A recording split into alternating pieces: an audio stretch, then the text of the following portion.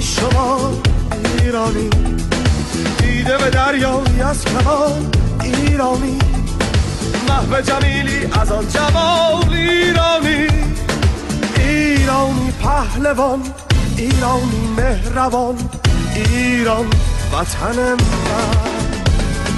ایرانی قهرمان، ایرانی پهلوان، از عرس تا خلیج وطن من، خون سیاوش کمان آرش، مهد شهیدان غرور آتش، خانه ایمان به لطف یزدان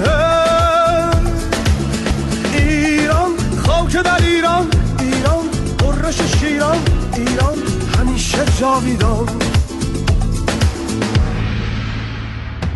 رستم و سهراب قصه ها ایرانی، شیرین و فرهاد عاشقا ایرانی، اهل وفا صلح و صفا ایرانی، ایرانی مهربان، ایرانی قهرمان، ایران وطن من، ایرانی قهرمان، ایرانی پهلوان، ایران.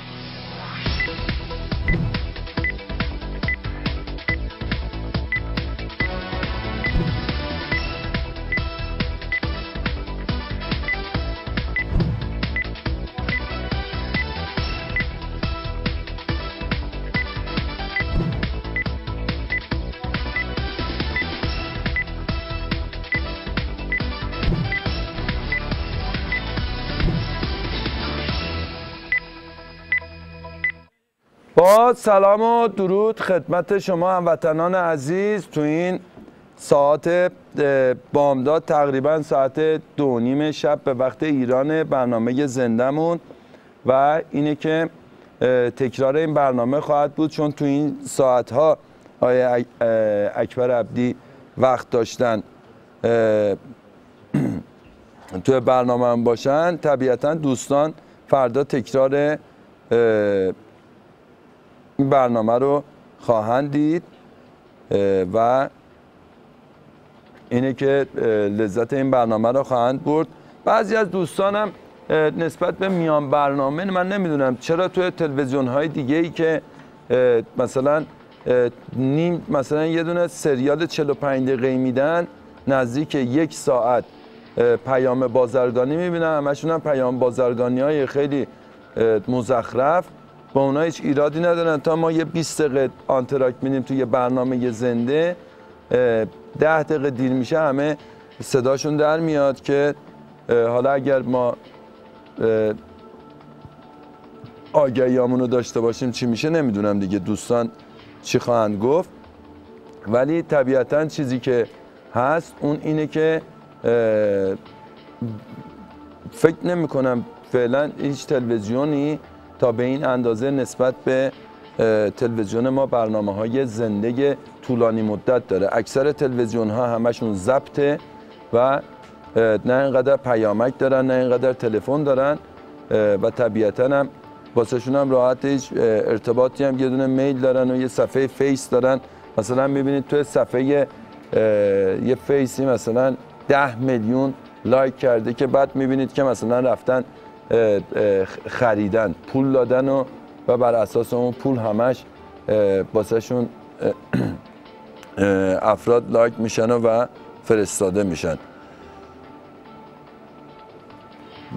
بله اینه که الانم تا آیه اکبر عبدی آماده بشن ما تلفن هایی رو خواهیم داشت. هموطنانی که دوست دارن چه سوالاتی از استاد بزرگ سینمای ایران آیه اکبر عبدی داشته باشیم رو باشون صحبت خواهیم کرد و ازشون این سوالات رو الان میپرسیم که زمانی که تشریف میارن بتونیم پاسخگو بشیم. هموطن سلام، خسته نباشید. الو سلام، خسته نباشید. سلامت باشید. خوب هستید؟ از کجا تماس میگیرید؟ قربان شما، من از انگلستان زنگ میزنم. یه اسم کوچیک میتونم ازتون داشته باشم؟ من عباس هستم، عباس کواری. عباس عزیز از انگلستان. عباس جان ام بفرما صدای شما رو میشنویم.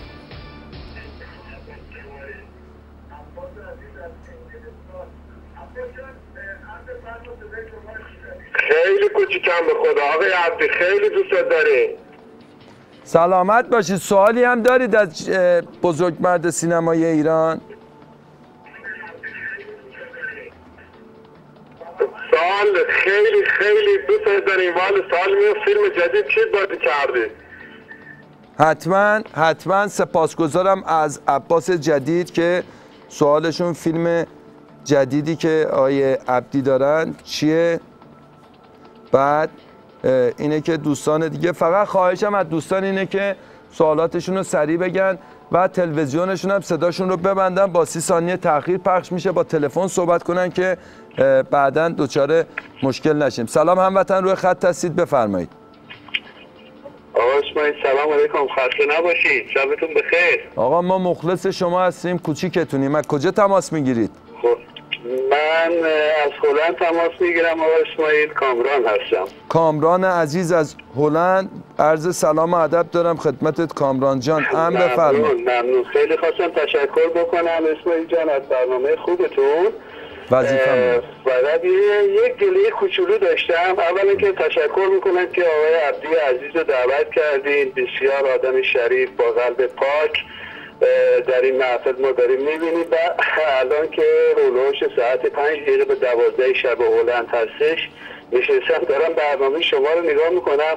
ولی یک گله کوچیک که داشتم اینه که برای بار اولم نیست البته، شما لطف بکنید مثلا زمانی رو که تعیین میکنید که برمیگردین روی به اصطلاح برنامه لایف و زنده، حالا ما کاری به برنامه تلویزیونی دیگه نداریم، شما اگر مثلا بفرمایید که 1 ساعت دیگه برمیگردید خیال ما راحته، ولی چون میفرمایید 20 دقیقه ولی 20 دقیقه بعد میشه 50 دقیقه، یک مقداری ما از کارامون میافتیم به قول معروف. اینو شما لطف کنید حتما مثلا زمانی رو که تعیین میکنید اگر طولانی تر هستش بفرمایید که مثلا در این فاصله برمیگردیم. چشم مخلصتم. چشم کامران جان. مرسی.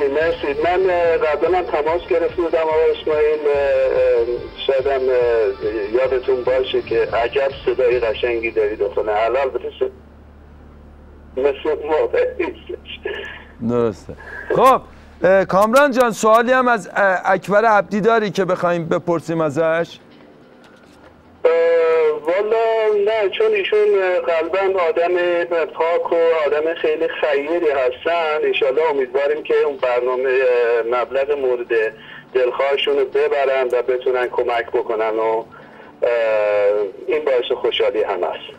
سپاسگزارم کامران جان، عرض سلام و ادب داریم به هلند و امیدواریم که همیشه موفق و سلامت باشید. قربانت، می‌بوسمت، روزتون البته بخیر. سلامت باشید. خدا نگهدار به کامران عزیز. جلال عباسی دوست عزیزی که همیشه از لندن لطف داشتن از طریق فیسبوک پیام دادن. حمید دهداری هم ازش سپاسگزارم. پوریا همچنین. هموطن سلام، روی خط هستید، بفرمایید. سلام علیکم. سلام. بفرمایید، از کجا تماس میگیرید؟ مخلصم آقا اسماعیل عزیز. سلام و درود بر شما. سلام و درود بی پایان ما هم به شما. یه اسم کوچیک و یه شهری هم به ما بگید ممنون میشیم. شمس هستم دوست عزیزم. شمس جناب شمس بزرگ. بفرمایید. خواهش میکنم. سید طاهر شمس. درسته، سید طاهر شمس از ایران. بله. بفرمایید. سلام درود میفرستم به خدمت مهمان عزیزتون و واسطه و هنرمند.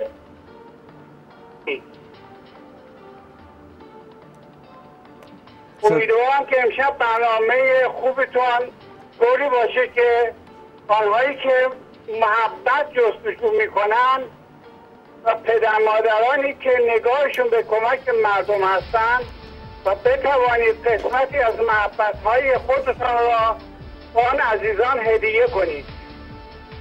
ضمناً میخواهم یک شماره انتخاب کنم که هم مبلغی باشد در انتخاب جایزه آقای عبدی اضافه بشه. اگر اجازه بفرمایید. بفرمایید. اگه فرمت برنامه اجازه بده این کار رو انجام میدیم. بفرمایید. از شماره هایی که مانده یک شو بخونید. 3 1 3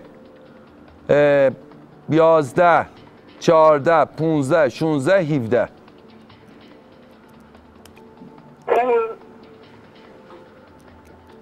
15 رو منظورتونه؟ من شماره فکر کنم شماره 15 هست. 15 بسته است. نه 15 رو بسته است. یعنی شماره 15 رو میخواستم. چشم آقای شمس از ایران، سپاسگزارم از تماست که با ما بودید. پوریا هم گفته که میخواستم بگم آقای عبدی امشب انگار سرحال نیست. مثل همیشه آقای عبدی رو ایشالله دوست داریم سرحال و شاد ببینیم. پوریا از فیسبوک باسمون پیامی که گذاشته. تلفن‌های دیگر رو میریم داشته باشیم و دوستانی که پیام‌هایی رو فرستادن. میگه سلام و درود به آقای عبدی عزیز. 6 ماهی است که تو غربت داریم اشک میریزیم، ولی امشب با وجود شما خیلی خوشحال شدیم. من 7 سالم بود شما رو دیدم جلوی سینما و شما به من یه عکس دادین. دزد عروسک‌ها. آقای اسماعیل لطفاً پیام منو بخونید. فرهاد و مینو از آلمان. سلام هموطن، روی خط هستید، بفرمایید. سلام آقای اسماعیل، وقتتون بخیر. سلام دوست عزیز. من امید شعبانی هستم از آلمان. پیروزم خدمتتون تماس گرفتم از شهر لودینگهاوزن. سپاسگزارم امید جان، همیشه لطف داشته به ما. هم بفرما امید جان، از آلمان شما رو گوش میکنیم. خواهش میکنم. عرض داشتم خدمتتون، خواستم که بگم که ایشالله که این عددی که آخر در میاد یه عدد خیلی خوبی باشه، یه رقم خیلی خوبی باشه که بتونین کمک کنین به عزیزان. بعد یه سوالم داشتم از آقای اکبر عبدی. اولین خاطره من با ایشون از فیلم دزد عروسک‌ها بود تا اونجا که سن من رد میده. درسته. داشتم که یه خاطره از اون فیلمو واسه ما بگن اگر امکان داره. این استاد بزرگ سینمای ایران که خیلی خوشحالم با ذوق نشستم دارم برنامه‌شو نگاه میکنم که انشالله بتونه واسه ما یه دونه از این خاطراتشو تعریف کنه از فیلم دزد عروسک‌ها. چشم حتما. امید شعبانی عزیز از آلمان، امیدوارم که همیشه موفق و سربلند و پیروز باشید در کنار خانواده محترمتون. فرهاد و مینو هم از آلمان گفتن که آیه اکبر عبدی به ما یه عکسی رو تو همین فیلم دزد عروسک‌ها یه عکس یادگاری داده بودن که به اونم شب بخیر میگیم. هموطن سلام بفرمایید. آقا اسماعیل خسته نباشید، شبتون بخیر. سلامت باشید آقا، مخلصیم. از کجا تماس میگیرید؟ ببین ما رو به جا نیوردی، ما دوستای قدیمی بودیم. اگه یه مقدار چیز بدی، سرنخ بدی، ایشالله به جا میاریم حتما. من میشه آدم دوستشو فراموش کنه. امید هستم. به اسپانسی دو آتیشیتی. امید؟ بله. دو سالتون زنگ داده بودم. از کجا؟ صدا چون قطع و وصل شد.